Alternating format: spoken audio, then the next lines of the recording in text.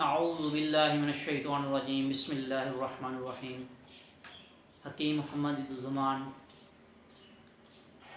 अयान दुआखाना की तरफ से आपकी खिदमत में हाज़िर है। दोस्तों, आज का जो हमारा नुस्खा है वह है जी नाव के बारे में।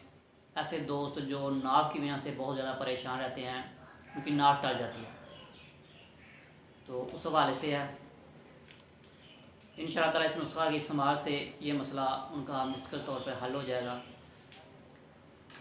अंग्रेज़ी दवाई खाने से मोशन लग जाते हैं, पेट ख़राब हो जाता है, मैदा ख़राब हो जाता है। इंशाअल्लाह इससे कोई किसी किस्म का साइड इफेक्ट नहीं, कोई ऐसा मसला भी नहीं होगा। तो चलते हैं नुस्खा की तरफ।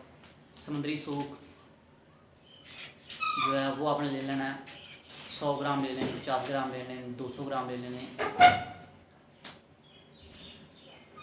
लेना आपने। तो उसको आपने पाउडर कर लेना, ब्रीक कर लेना। उसको आपने फुल साइज़ के कैप्सूल बना लेने हैं। सुबह दोपहर शाम 3 टाइम आपने इस्तेमाल करना है। इंशाअल्लाह ताला जिनको ये मसला है वो हल हो जाएगा।